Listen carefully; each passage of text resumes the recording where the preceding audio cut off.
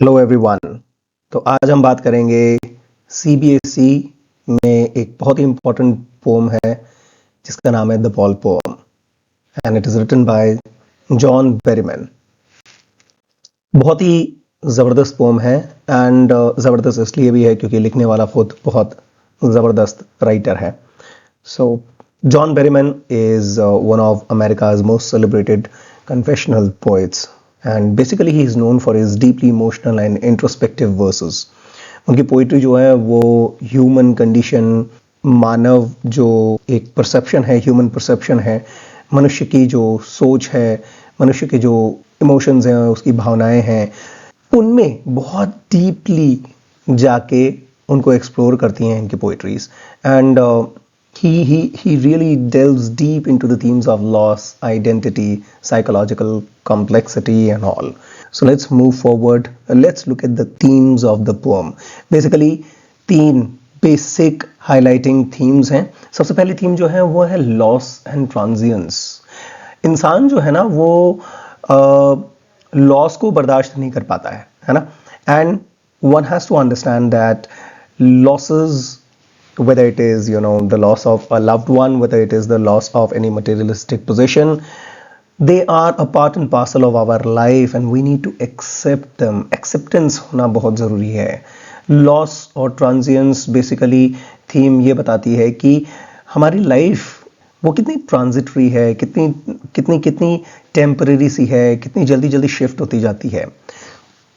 So the poem explores the theme of loss, particularly the loss of childhood innocence and the transition into adulthood. किस तरह से हम grow कर रहे हैं, हम एक ट्रांजिएंट फेज में हैं। छोटा सा एक फेज आता है हमारी लाइफ में, बचपन, फिर एक छोटा सा फेज आता है यूथ, फिर एक छोटा सा फेज आता है मिडिल एज, एंड देन फिर एक और छोटा सा फेज आता है old age, and then we pack off and we leave, right. तो ये एक छोटा सा फेज है। Growth is a phase of our life and it is a that does not stop. किसी के लिए रुकता नहीं है ये phase. So the thing is कि the boys experience of losing his ball symbolizes that the inevitable losses and disappointments that everyone faces as they grow older have to be actually imbibed and accepted in life. It highlights the fleeting nature of childhood joys and the painful realization that nothing lasts forever. सदा सदा के लिए कुछ भी नहीं है भाई, सदा सदा के लिए यहाँ हमारे पास कुछ भी नहीं है। ये जो लास्ट लाइन दी हुई है, nothing lasts forever, ये बहुत इंपॉर्टेंट है, राइट। ये समझना बहुत इंपॉर्टेंट है। सेकंड थीम जो इसकी हम देख सकते हैं वो है लर्निंग एंड एक्सपीरियंस। आप लर्न करते हो चीज़ों से, आप सीखते हो और फिर आपको फिर से उन चीज़ों में आगे बढ़ना होता है, उन चीज़ों को एक्सेप्ट करना होता है, weather they are worth accepting or not. But if life has given you something, it is meant to be with you, and that is why you need to just accept losses and failures and success. It's all a part of the life. और जब जिस phase में जो चीज़ हमें मिल रही है, we need to accept it with a smile. We need to learn, we need to be experienced and move on. तो दूसरी थीम जो है वो हमें बताती है the process of learning and gaining experience through hardship. संघर्ष के दौरान हमें बहुत कुछ सीखने को मिलता है। The boys loss of ball becomes a valuable lesson in coping with the disappointment. Now ये जो वर्ड है कोपिंग, बड़ा खूबसूरत सा वर्ड है। कोप विथ का मतलब होता है किसी चीज़ से सामंजस्य बना लेना, उससे तालमेल बना लेना, उसके साथ एडजस्ट हो जाना, उसको झेलना सीख जाना। It is the boys loss of the ball and it becomes a valuable lesson in coping with disappointment and understanding the realities of life. It underscores the idea that challenges and losses are essential for personal growth and maturity. बहुत important line है, देखो ये आप अपने answers में भी include कर सकते हो। दैट चैलेंजेस आना, लॉसेस को बर्दाश्त करना और ये सीखना और ये समझना कि लॉसेस हमारे लिए कितने ज़रूरी हैं, किस तरह हमें उनके खिलाफ डट के खड़े होने की ज़रूरत है, उनसे सीखने की ज़रूरत है। ये सिंबलाइज करता है कि हम पर्सनली ग्रो कर रहे हैं या नहीं, मैच्योर बन रहे हैं यानी परिपक्वता हम में आ रही है या नहीं है। इसकी तीसरी जो हम थीम मान सकते हैं वो है नॉस्टैल्जिया एंड रिफ्लेक्शन। नॉस्टैल्जिया हो गया किसी पुरानी चीज़ को याद करना, उसे रेमिनिस करना, and then reflection is deep thoughts, जब आप बहुत गहराई से चीज़ों के बारे में विचार करते हो, सोचते हो, ठीक है.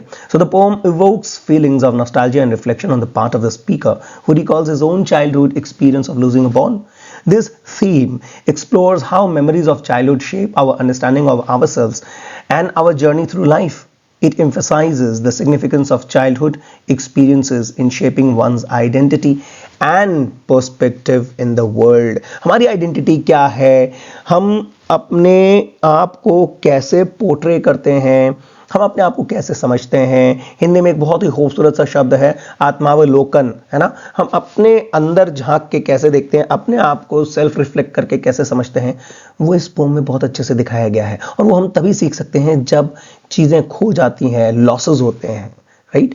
पोइट ने बहुत खूबसूरती से हमें एक बहुत ही कॉम्प्लिकेटेड कॉन्सेप्ट समझाया है और बहुत ही खूबसूरती से एक मैसेज भी कन्वे कर दिया गया है कि लॉस इज एन इनएविटेबल यानी ऐसी चीज जो होके ही रहेगी, आप रोक नहीं सकते, चाहते हुए भी आप उसे रोक नहीं सकते. जीवन का ये वो पार्ट है, वो हिस्सा है जो आप रोक नहीं सकते. और वो पार्ट क्या है? That part is growing up.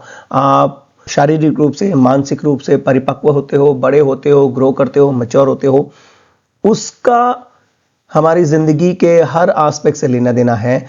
और हमें एक बहुत इंपॉर्टेंट टीचिंग मिलती है, एक बहुत इंपॉर्टेंट एस्पेक्ट सीखने को मिलता है, कि एक बहुत अच्छा लेसन सीखने को मिलता है कि life is transient and we need to learn how to be resilient, right. कितना ज़्यादा ज़रूरी है कि हम लाइफ के इस क्षण भंगुर से एस्पेक्ट को, यानी कि जो एक बबल की तरह है, उसको हम समझें, उसको हम परखें और उसको हम अपनी लाइफ में एक्सेप्ट कर लें. एंड हमें रेजिलिएंट भी होना है, फ्लेक्सिबल होना है, हमें, है ना, किसी चीज़ के प्रति जड़ नहीं होना है, हमें किसी चीज़ के प्रति स्टैग्नेंट होकर नहीं रहना है.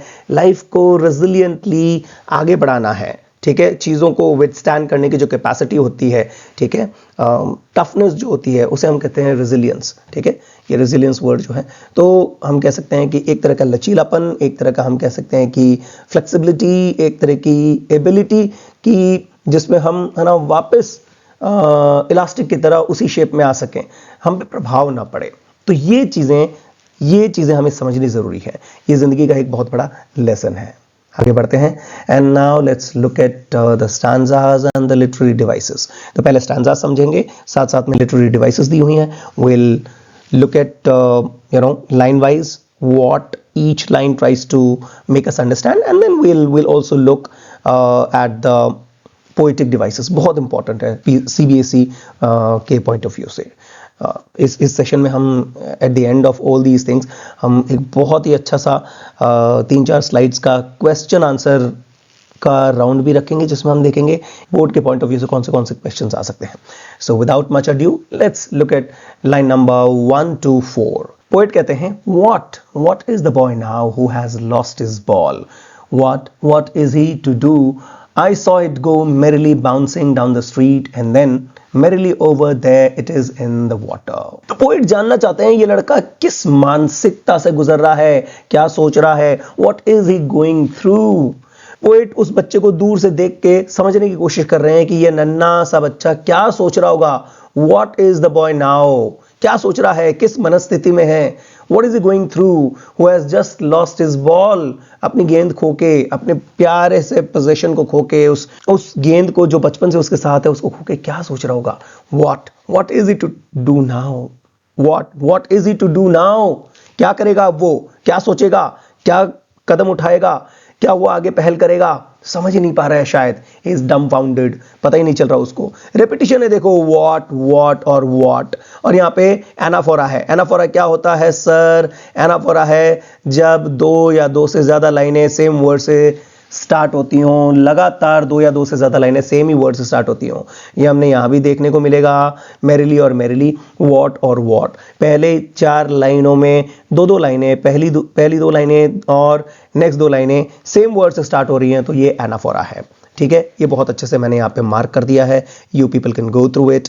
ओके, वॉट बार बार जो कहा जा रहा है वो रेपिटेशन है. देखो यहाँ भी वॉट कहा गया है. एंड देन हम यहाँ भी देख सकते हैं, यहाँ भी वॉट को दो बार और रिपीट किया गया है, दिस इज रेपिटिशन। क्यों रेपिटिशन है? रेपिटिशन का क्या सिग्निफिकेंस है यहाँ पे? पोएट जानना चाहते हैं, he is curious to know, probably he is trying to slip into the boy's shoes and trying to understand what he must be thinking about, what is it that he is going through, क्या सोच रहा है ये, right? And poet कहते हैं I saw it go merrily bouncing हमें visual imagery evoke करता है हमारे लिए, यानी हमारे दिमाग में एक विजुअल इमेजरी क्रिएट करता है, बॉल किस तरह से बाउंस होके उछलती हुई चली गई होगी स्ट्रीट में आगे की तरफ, थोड़ी सी ढलान रही होगी और गेंद उसके हाथ से खेलते खेलते छूट गई होगी और छूटते ही वो बाउंस करते करते हार्बर की तरफ, बंदरगाह की तरफ चली जाती है, पानी की तरफ चली जाती है, down the street and then merrily over there it is in the water। Caesura एक फॉर्मल टेक्निक है, ठीक है, and that appears when the poet uses punctuation to separate lines or verse। Okay, यानी कि किसी एक लाइन को separate करने के लिए कंजंक्शन यूज नहीं करके जब आप पंक्चुएशन मार्क यूज कर लेते हो तो उसको हम सीजोरा कहते हैं। जैसे यहाँ पे ये हाइफन यूज किया गया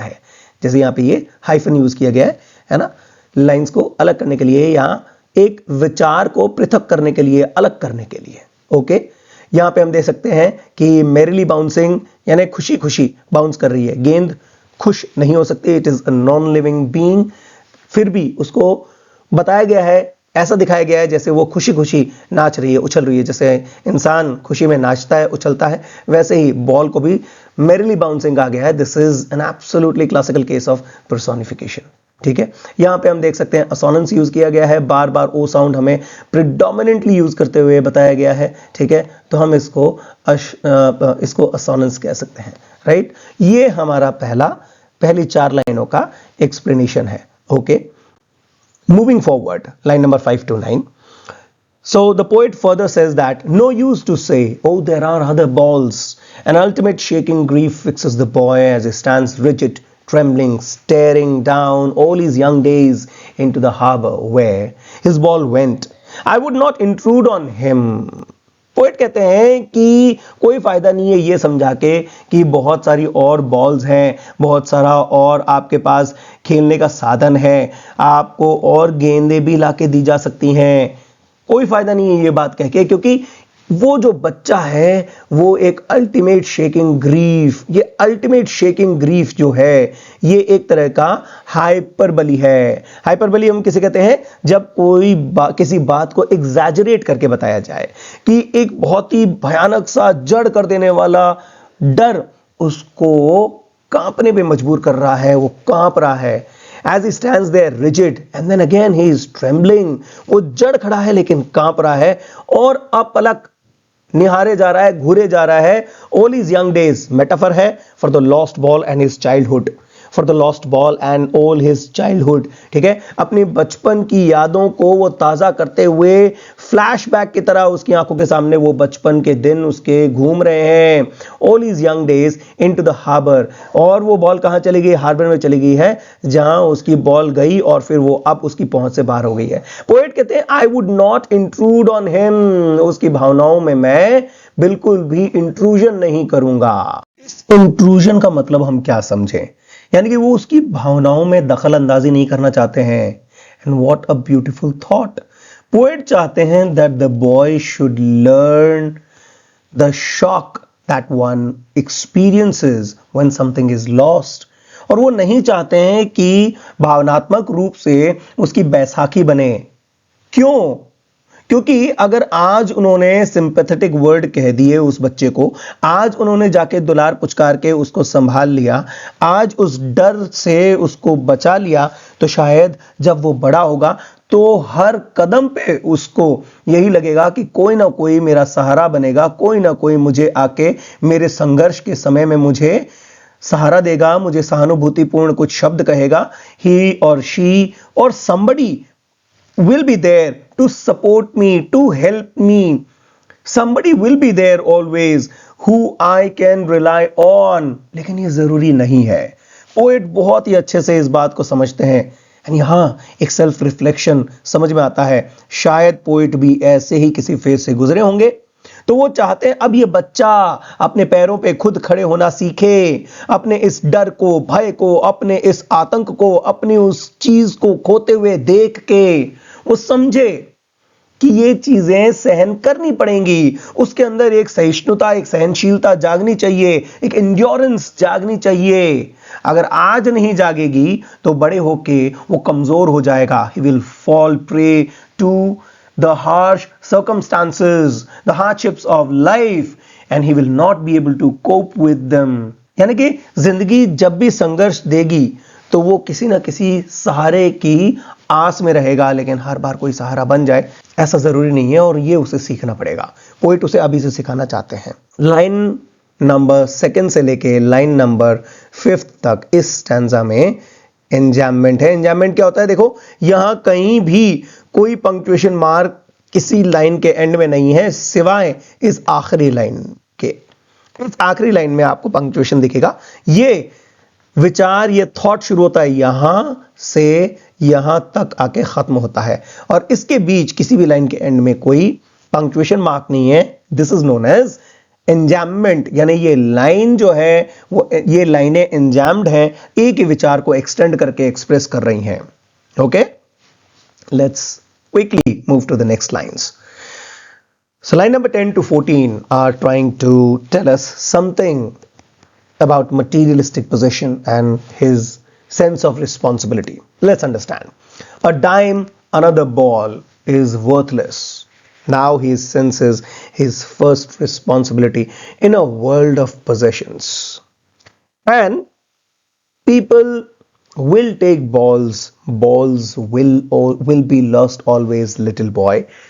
यानी एक तरह से वो उसको पुकारते हुए उसको कह रहे हैं, उसको एड्रेस करते हुए, उसको संबोधित करते हुए उसको कह रहे हैं कि चीजें खोएंगी, हमेशा खोएंगी तुमसे, और तुम्हें चीजों को खोते हुए देख के मजबूत बनना पड़ेगा। और लास्ट लाइन में वो कहते हैं, and no one buys a ball back, money is external, brutal but so true. कहते हैं किसी को इतनी फिक्र नहीं है तुम्हारी कि तुम्हें वापस बॉल्स लाके दी जाए, लाके दे तुम्हें खुद झेलना पड़ेगा। तो वो कहते हैं a dime another ball is worthless. कहते हैं एक डाइम 10 सेंट्स, अमेरिकन जो करेंसी है उसमें a dime is equivalent to 10 cents. तो 10 सेंट्स में एक नई बॉल मिल जाएगी, बट इट इज वर्थलेस, किसी काम की नहीं है। वर्थलेस क्यों कहा गया है? क्योंकि एक बहुत ही कम कीमत पे दूसरी बॉल आ जाएगी, लेकिन उस बॉल का क्या फायदा? इमोशनल अटैचमेंट नहीं होगा। The child has been emotionally attached with his ball that he has just lost. बचपन से कई दिनों से वो उसके साथ खेलता आया है, उसे एक प्राइज्ड पोजीशन की तरह उसको बहुत सहेज के रखा है उसने। यादें जुड़ी हैं, इमोशंस जुड़े हैं, अफेक्शन जुड़ा है। दूसरी बॉल के साथ इतना जल्दी नहीं होगा साहब। So that is why a dime another ball is worthless, and here the poet uses asyndeton, omission or absence of conjunction between parts of a sentence. यहां हम देखेंगे कहीं भी पोएट ने ये नहीं कहा a dime and another ball will be available, but it is worthless. ना and है, ना but है, ना yet है, ना nevertheless है, ना however, कुछ नहीं है। किसी भी प्रकार का कोई कंजंक्शन या फिलर्स नहीं है, सीधा एक बात को एक्सप्रेस किया गया है omit करके। So this is asyndeton, and he senses first responsibility. देखो यहाँ पे कितनी अच्छी लाइन लिखी गई है। He senses first responsibility. पहली responsibility सीख रहा है वो in a world of possession.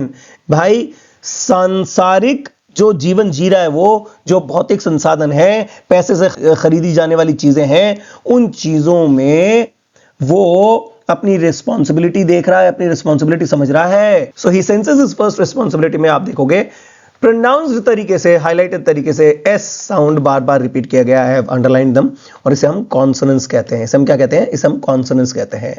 So people will take, now it's a kind of threatening, it's a kind of challenge, it's a kind of, आप कह सकते हैं कि एक चेतावनी है, उसको समझ दी जा रही है कड़वे शब्दों में। People will take balls will be lost। will शब्द रिपीट किया गया है यहां पे, क्यों किया गया है? पर्पस है बेटा जी। पर्पस क्या है? will से क्या बताया जा रहा है कि हां गेंद यानी कि आपकी प्रिय चीजें आपसे खोएंगी, लोग छीनेंगे। It is meant to happen, you have to accept it as coming. आपको एक्सेप्ट करना पड़ेगा। So people will take balls, balls will be lost, always little boy. यहाँ पे ये लिटिल बॉय जो एड्रेस किया गया है, इसके लिए ही हम पोएटिक एक डिवाइस यूज कर रहे हैं, अपॉस्ट्रोफी। क्या होती है? A literary device in which the poet addresses an absent audience, an audience that is not in the scene, or maybe not directly to the audience or the other character which is present here, or that is being addressed to. The poet is not talking to the little boy directly. The boy stands far from him, and yet वो सोच रहे हैं कि वो उससे बात कर रहे हैं। इसे हम apostrophe कहते हैं। तो वो कहते हैं कि balls will be taken away and balls will always be lost. B B alliteration है, देखो यहाँ पे, और यहाँ पे बी बी एलिट्रेशन है, ठीक है। एंड वो कहते हैं दुनिया बहुत ब्रूटल है, दुनिया बड़ी कठोर है, बहुत ही निर्दयी है, निर्मम है। No one buys the ball back. किसी के पास इतना समय नहीं है कि तुमसे सहानुभूति जताए, किसी के पास इतना टाइम नहीं है कि तुम्हारे लिए रुके और तुम्हें बॉल वापस लाके दे। And money is external. ऐसा तो साहब बाहरी खुशियां लाके दे सकता है आपको। Money can never buy you internal happiness, it cannot buy you youth, it cannot buy you peace of mind, it cannot give you your innate wisdom, it cannot give you innate happiness. It can just arrange for you the external sources that will just make you happy from the outside. Money is external. पैसा दे दोगे आप बच्चे को तो उससे उसकी गेंद वापस तो आ जाएगी, वो दूसरी गेंद, लेकिन वो गेंद नहीं आएगी जिससे वो बहुत प्यार करता था, सहेज के रखा था उसने। And the final lines, he is learning well behind his desperate eyes. The epistemology of loss, how to stand up knowing what every man must one day know, and most know many days how to stand up. कितनी खूबसूरत लाइनें हैं। Poet कहते हैं कि वो अपनी desperate eyes, अपनी बेचैन सी, घबराई हुई सी, व्याकुल सी आंखों के पीछे से उस मासूम से बच्चे को ये समझना पड़ रहा है कि लॉस का नेचर क्या होता है। एपिस्टेमोलॉजी ऑफ लॉस का मतलब हो गया, he is trying to understand the nature of loss. प्रकृति क्या होती है खो जाने की। So the epistemology of loss he is trying to understand well behind his desperate eyes. देखो डेस्परेट आइज जो है बड़ा खूबसूरत सा एक पोएटिक डिवाइस होता है। Transferred epithet, epithet is an adjective, transferred is when it is attached with some noun. As we all know, adjectives are basically words that qualify a noun or a pronoun. Okay, so देखो यहाँ पे desperate एक epithet है, एक adjective है, और eyes noun है। eyes can never be desperate. The boy is, यहाँ पे desperate को गलत noun के साथ अटैच किया गया है और यह बताया गया है कि उसकी आंखों से उसकी व्याकुलता एक्सप्रेस हो रही है, उसका desperate state of mind express हो रहा है। खूबसूरती से बताया गया है। पोएट ट्रांसफर्ड एपिथेट यूज करते हैं पोइट्री को एक खूबसूरत लुक देने के लिए, उसको सजाने के लिए। एंड अपनी उन व्याकुल आंखों से वो समझ रहा है कि लॉस क्या होता है, कैसा होता है, क्या दुख देके जाता है, क्या तकलीफें देके जाता है, क्या शॉक देके जाता है। And he is learning how to stand up, उसके खिलाफ कैसे खड़े हो सकें, डट के उसका मुकाबला कैसे करें, उसका सामना कैसे करें। शत्रुओं का सामना करना वीरता का प्रतीक होता है, ठीक वैसे ही लॉसेस का सामना करना इस बॉय के लिए, इस बच्चे के लिए करेज का पहला लेसन है। करेजियस होना सीख रहा है। Knowing what every man must one day know and most know many days how to stand up. और ज्यादातर लोगों को है ना एक दिन ये समझना पड़ेगा, कोई एक ना एक लॉस हर आदमी को झेलना पड़ेगा और कई लोगों को तो कई बार झेलना पड़ा है। And most know many days, यानी कि कई लोगों को तो कई बार, कई मौकों पे, कई अवसरों पे लॉस झेलने पड़े हैं।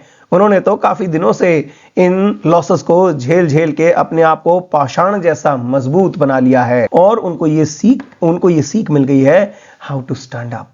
इन चीजों के खिलाफ कैसे हम डट के खड़े हो सकते हैं, कैसे इन चीजों को सहन कर सकते हैं। जल्दी से देख लेते हैं बाकी जो यहाँ पे हमारे लिए पोएटिक डिवाइसेस दी गई हैं। असोनेंस दिया गया है ई साउंड, ठीक है, रिपीट किया गया है। असोनेंस फिर यहाँ पे ओ साउंड का रिपीट किया गया है। एलिट्रेशन दिया गया है, ठीक है, मैन मस्ट, ठीक है, यहाँ पे एलिट्रेशन दिया गया है। दो या दो से अधिक शब्द एक ही लाइन में अगर सेम कॉन्सोनेंट साउंड से स्टार्ट हो रहे हैं और आसपास रखे हुए हैं तो उसको एलिट्रेशन कहते हैं। With that let's look at the tone and meaning from lines 1 to 8। Opening stanza जो है वो एक बहुत ही सैडनेस और शॉक और हेल्पलेसनेस मजबूरी से मिलीजुली एक टोन एस्टैब्लिश करता है। The boy experiences what the poet calls as ultimate shaking grief. उसका पहला एनकाउंटर इन इरिवर्सिबल लॉसेस के साथ, जिनको वापस बदला नहीं जा सकता। ये जो प्लेफुल बाउंस है बॉल का, वो it contrasts sharply with the devastating stillness that follows. खुशी एक तरफ दिख रही है, बॉल को खुशी खुशी उछलते हुए दिखाया गया है। अगले ही मोमेंट पर पोएट कहते हैं कि भाई वहां पे एक सन्नाटा छा गया है, लड़का समझ नहीं पा रहा है करूं क्या, कांप रहा है अंदर ही अंदर, लेकिन शरीर बाहर से जड़ हो चुका है। The trembling, rigid posture of the boy reveals something deeper. कुछ गहराई तक झकझोर चुका है उसको। Shattering realization that some things once lost can never be recovered. वो अब समझ रहा है कि यार अब इसको ला ही नहीं सकता मैं। He's so helpless. इतना वो असहाय है, इतना लाचार है, अब इसको लाऊं कैसे? ला ही नहीं सकता। There is no way he can get back. He can retrieve his ball. कोई तरीका नहीं है। And hence this paralysis which speaks to the universal human experience of confronting loss for the first time. ये जो paralysis है, ये जो इसका some people might say it paralysis, तो ये जो एक लकवा मार गया है उसको, ये जो पक्षाघात हो गया है उसको, उसके कारण वो समझ नहीं पा रहा है, एक्सपीरियंस कर रहा है कि है ना, इस दर्द से, इस दुख से, इस व्याकुलता से, है ना, इस बिछड़ जाने के दुख से मैं कैसे आमना सामना करूं, कैसे इसको समझूं। बेसिकली जो हमें समझाया गया है, सैडनेस और शॉक, हेल्पलेसनेस, लड़का जो इतना फ्रोजन हो गया है, वो क्या बता रहा है कि किसी भी प्रकार से जो हो चुका है उसको बदलने का कोई जरिया नहीं है उसके पास। And the loss of innocence, बचपन में अटखेलियां करने का टाइम है, खेलने कूदने का टाइम है, नटखटपन दिखाने का टाइम है, और ये लड़का इस लॉस के कारण मैच्योर बन रहा है। So there is a loss of innocence. उसको झटका लग रहा है, इमोशनल रिस्पॉन्स क्या होता है उसका, विश्वास नहीं हो रहा है। He undergoes an overwhelming grief at the sudden loss. Line number 9 to 18 क्या बताया गया है? There is a shift in perspective.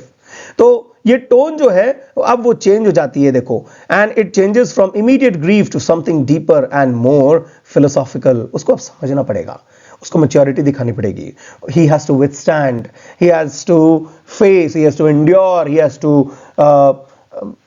accept the challenge, and he has to move on. The poet becomes a teacher, guiding us through a somber but essential truth about human existence. कितना एक वास्तविक हमारे अस्तित्व से जुड़ा हुआ एक सत्य हमारे सामने बिल्कुल डट के खड़ा है कि चीजें खोएंगी, क्या कर लोगे, क्या कर सकते हैं? कुछ नहीं, बस सहन करना पड़ेगा। कई बार आप कुछ नहीं कर सकते। नियति और प्रकृति की जो घटनाएं हैं उनके आगे कई बार हमें नतमस्तक होना पड़ता है। ये बच्चा अभी सीख रहा है। So the transition from personal loss to universal wisdom, उसे यूनिवर्सल विजडम, पूरे संसार का नियम है कि इस बच्चे के साथ सिर्फ ये नहीं हो रहा है कि वो कुछ खो रहा है, पूरे संसार का नियम है बेटा जी, उसको ये समझना पड़ेगा, और वो ये समझ रहा है। पर्सनल लॉस से वो अब उबर के यूनिवर्सल विजडम की तरफ बढ़ रहा है।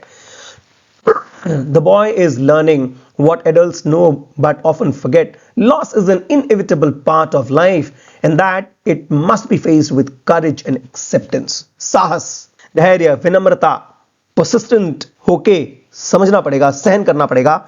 इस दुख से आपको जूझना पड़ेगा, इससे अपना साहस दिखाते हुए इस तकलीफ से आपको आगे बढ़ना पड़ेगा, और कोई रास्ता नहीं है। And the poem's voice becomes contemplative, almost meditative. गहरे विचारों में खोया हुआ सा, है ना, हमें पोएट छोड़ देते हैं जब ये पोम हम पूरी पढ़ते हैं। जब हम देखते हैं कि पोएट क्या कह के चले गए हैं, तो हम भी सोचने पे मजबूर हो जाते हैं कि शायद उन्होंने इस बच्चे के थ्रू अपना एक्सपीरियंस बताया है और चाहते हैं कि हम भी इस चीज को समझें। ये जो मूल है, ये जो सार है, जो सारांश बता रहे हैं, ये हमें समझना पड़ेगा कि पोएट कितनी खूबसूरती से एक बच्चे का उदाहरण देके बता रहे हैं कि खो जाने की इस प्रकृति को, the epistemology of loss, the nature of loss, we need to understand, इसको हमें समझना पड़ेगा। अगर इस गुत्थी को नहीं सुलझाया तो जीवन गुत्थी बन के रह जाएगा, हमारा जीवन जटिलताओं से भरा रहेगा और हम विलाप करते रहेंगे, हम किसी चीज का खेद मनाते रहेंगे, हम दुख करते रहेंगे और आगे बढ़ना भूल जाएंगे। The study of how we come to know and understand what it means to lose something precious, ये हमें समझना पड़ेगा, सीखना पड़ेगा। टोन फिलोसॉफिकल है ना, यूनिवर्सल ग्रोथ की है, and there is a sombre acceptance when you recognise the harsh realities without bitterness और despair. Let's now look at some questions जो मैं अपने बच्चों को नोट्स प्रोवाइड करता हूँ, उसमें से मैंने लिए हैं। सो अनफॉर्चुनेटली मैंने क्वेश्चन जो है वो सेम सीक्वेंस में डाल दिए हैं, so my bad for that. Okay, let's continue. Okay, so let's analyze the tone and mood of the ball poem. How does Berryman use language and imagery to convey the speaker's emotional response to the loss of the ball? Discuss how the tone evolves throughout the poem and its impact on the reader's understanding of poem's themes. Tone क्या है? The tone of the ball poem is reflective and melancholic, यानी कि उदासी भरी और विचारपूर्ण एक tone है इस पूरी पोम में। Berryman uses imagery of the ball bouncing away and disappearing to evoke a sense of inevitability and loss. Loss क्या होता है? जीवन में कुछ चीजें हैं जो कि घटित होके ही रहेंगी, इस प्रकृति को समझना जरूरी है। The mood evolves mood evolves from sudden initial sadness to contemplative acceptance, suggesting that coming to terms with loss is necessary part of personal growth. आपको तालमेल बिठाना पड़ेगा पर्सनल ग्रोथ के साथ, अन्यथा आप अगर उसी उदासी में, उसी तकलीफ में, उसी दुख में, उसी खेद में, उसी स्ट्रेस में रह जाओगे, उसी इमोशनल सेटबैक में रह जाओगे कि चीजें खो गई हैं, तो आप आगे नहीं बढ़ पाओगे। So this progression helps the reader understand the depth of the boy's emotional journey and the philosophical implications of his experience. शब्द बहुत मायने रखते हैं, आप क्या वर्ड्स हिट करते हो। Here is a very good example. Okay. The next question is, the ball poem narrates, in the ball poem, the narrator reflects on the nature of loss and the process of letting go. आपको चीजों को छोड़ना पड़ेगा, आगे बढ़ना पड़ेगा। How does Berryman explore these themes through the narrator's internal dialogue and reflections?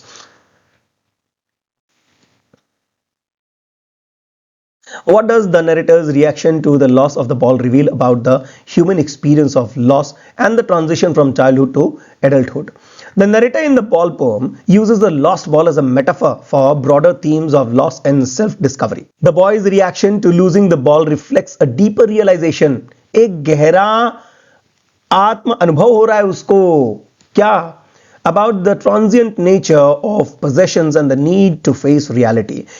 Transient है ये जीवन, कितना क्षण भंगुर जैसा है, टेम्पररी टाइम के लिए रहता है, हर चीज आपके पास है ना, बहुत ही कम समय के लिए रहती है, ये समझना पड़ेगा। This moment serves as a catalyst for his maturation, showing how personal losses often prompt significance, self-reflection, and the acceptance of adult responsibilities, marking a crucial transition from childhood to maturity. The next question is, examine the structure and form of the ball poem. How does the poem's structure contribute to its overall meaning and themes?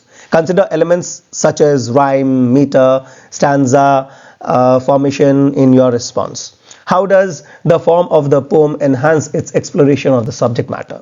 The poem's free verse, इसमें आप देखोगे कि इस पे कोई ये free verse है। Free verse means कि राइमिंग स्कीम नहीं है, उसकी तुकबंदी नहीं है, है ना, राइमिंग वर्ड्स नहीं यूज किए गए, फ्रीली लिखा गया है ये, ठीक है, ये फ्रीली लिखी गई पोम है। The poem's free verse structure complements its themes of loss and emotional upheaval.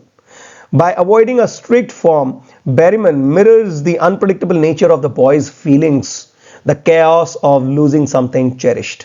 किसी चीज को जो बहुत ही प्यारी थी उसको खो देने के बाद जो जीवन में ओहापोह होती है, जो जीवन में अस्त व्यस्तता आ जाती है, उसको बहुत खूबसूरती से समझाया गया है और बाध्य नहीं किया है अपनी लैंग्वेज को, है ना, राइम्स में उन्होंने बाध्य नहीं किया है, फ्री फ्लो, है ना, बिल्कुल जैसे कहते हैं कि बिना ना किसी बाधा के फ्लो, नदी की तरह फ्लो किए उन्होंने, फ्लो करने दिए उन्होंने अपनी भावनाओं को.